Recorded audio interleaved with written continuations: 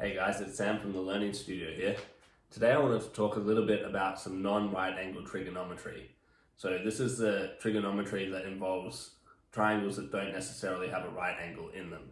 And so the two main rules that we use for non-right angle trigonometry are the sine rule and the cosine rule. So we'll start with the cosine rule. So the cosine rule is, I like to think of it as an extension of Pythagoras' theorem. Okay, and it's going to start off the same way. So what you're looking for in the cosine rule is you want to know two side lengths and the included angle between them. And if you know these side lengths and this included angle, the cosine rule tells you how to work out the other side length. Okay, and so it starts off sort of exactly the same as Pythagoras' theorem. We have c squared equals a squared plus b squared. All right, but then we have to adjust because it's not a right angle triangle. Right, it turns out we have to subtract this term off. Okay, and we need to take the cosine of this included angle, hence its name. Okay, and so in a right angle triangle, if c was 90 degrees, this term just disappears and we end up with Pythagoras' theorem. Okay, so that's our cosine rule.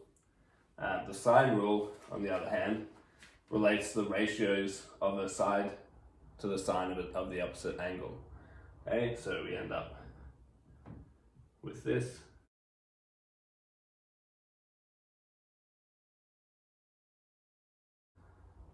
Okay, so this tells us that the ratio of a side to the sine of its opposite angle is the same no matter which side and opposite angle we choose. Okay, they're all equal.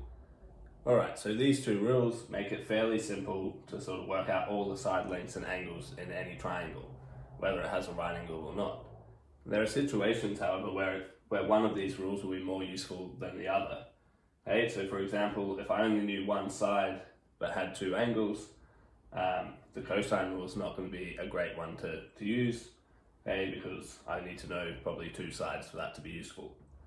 Okay, this might seem a little bit similar to the case of right angle triangles, where you sort of have like Pythagoras' theorem, and then you have sine, cos, and tan.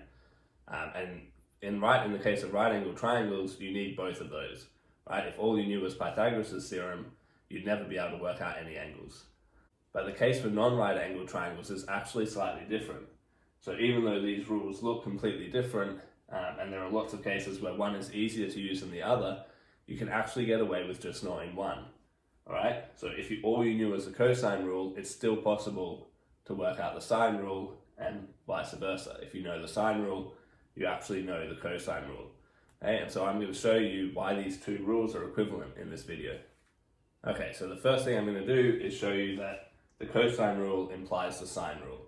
Okay, so we're going to pretend that we only know the cosine rule and see if we can derive the sine rule from that. All right, so let's write down what the cosine rule tells us.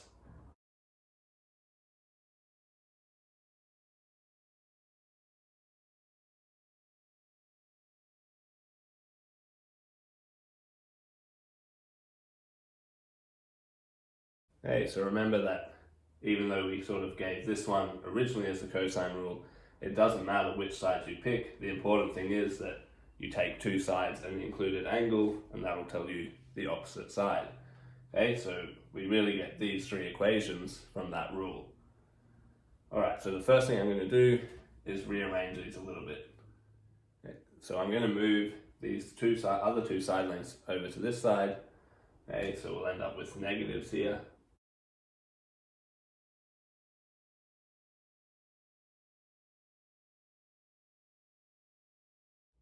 Okay, and now we're going to have to do a fair bit of algebra. Okay, so what I'm going to do is I'm going to take each of these equations and square them. So I'll start with the top one.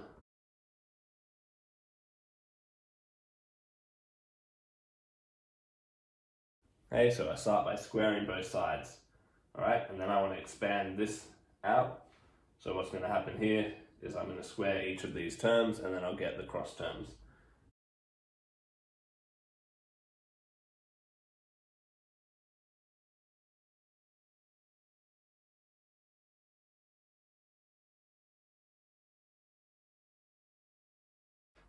Alright, so the other thing that I need to do is I somehow have to get a sine in here, right? I'm trying to go from the cosine rule to the sine rule. And the way that I can change this cos into a sine is by using the Pythagorean identity. Okay, so sine squared plus cos squared equals 1. That tells me that cos squared is equal to 1 minus sine squared. Okay, so now I'm going to rearrange this to try and get the sine squared c by itself. So to do that, you'll notice that the sine squared is negative on this side, so I'm going to take that over to the other side and move all the other stuff over this side. Okay, so I'm going to have it over here.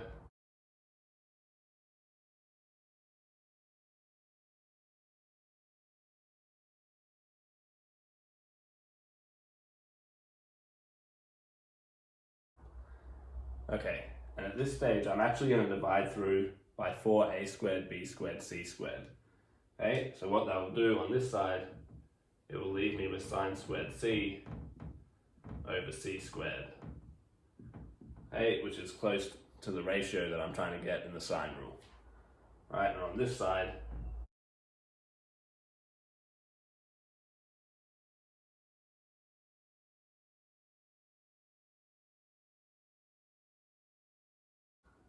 we end up with this. Alright, and so what you might notice about this side, so this looks like a big mess, but actually it's symmetric in A, B, and C. And so what I mean by that is if you sort of swap over A, B, or C in any order, you're going to end up with the same expression, right? If I swap A and B over, sort of nothing changes, right? These two terms swap over, that stays the same, the A and B to the fourth will swap over, and this will stay the same, okay? So this expression is symmetric in A, B, and C. And so if I start with any of these other ones, and you can check this if you'd like, if you do the same process with any of these other two equations, you'll get the same expression on the right hand side. Obviously on the left hand side you're going to have the other angle, right? So if we start with this one, we'd end up with sine squared a over little a squared here.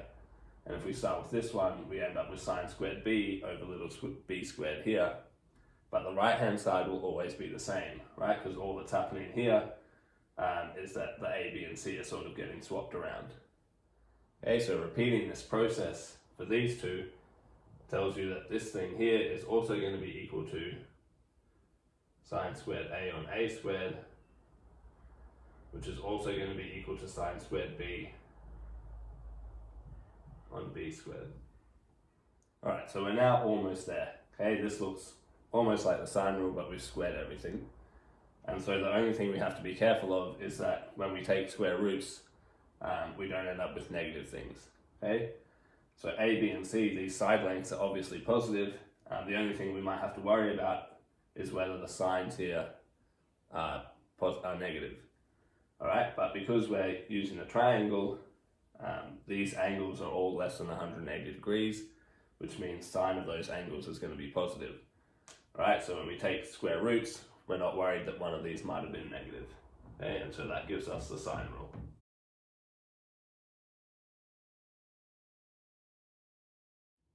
Alright, so now we're going to try and go the other way, alright? So we're trying to show that the sine rule implies the cosine rule. So we'll pretend that all we know is the sine rule, and we want to somehow derive the cosine rule from that. And so in this direction, we're going to use a few more tricks than the other direction. And the first trick that we're going to use is the fact that we're in a triangle, and so these angles all add up to 180 degrees. Alright, and so the reason this is useful is because if I'm trying to look at sine of A,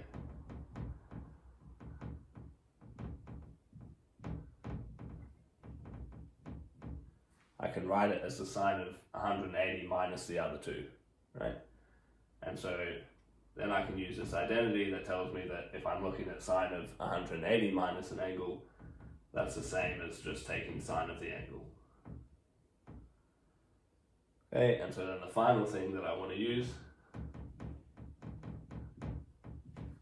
the final trick I'm going to use is the sum, the expansion formula for sine. Okay, so sine of b plus c is really this.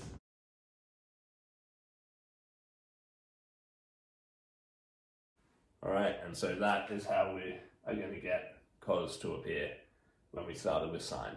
Alright, so we're trying to go from the sine rule to the cosine rule. We want all our sines to end up being cosines. Alright, so if I now divide through by sine of A, I end up with this equation.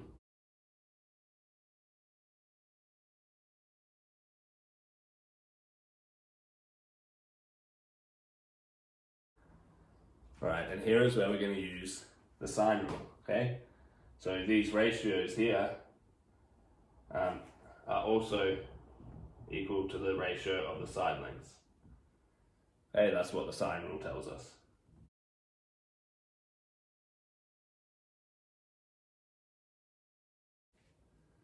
Okay, and so finally I can multiply through by A on both sides, and I'll end up with this equation.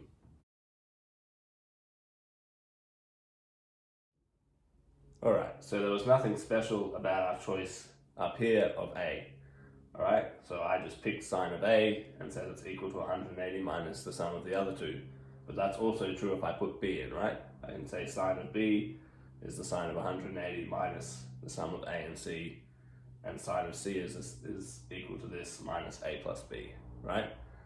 And so when we do that, we can repeat this entire process. We'll end up with these three equations. Okay, so now that we've got these three equations, the goal is to try and get the cosine rule out. And so remember that the cosine rule really talks about the squares of the side lengths, all right? So it'd be nice if we could get terms involving the squares. And the way that we're going to do that, so I'm going to multiply this whole equation through by A, so that'll give me an A squared up here, and I'll get an A in front of those.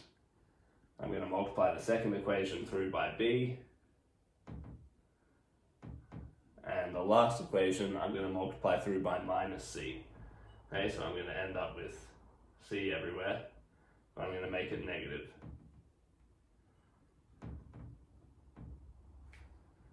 Okay, and sort of the obvious reason that I made that negative is because I eventually want to get A squared plus B squared minus C squared. Okay, and we can do that right away, right? If we add these three equations together, on this side we're going to get A squared plus B squared minus C squared. Okay, and if you look over here, we have a fair few terms that match up. Okay, so we have a BC cos A here and here, and we have an AC cos B here and here. Okay, and these two terms are going to add together. Right, so over here we get 2 of these AB cos Cs. Okay, and so now we can sort of swap these terms over. So on this side we're going to have A squared plus B squared minus this thing.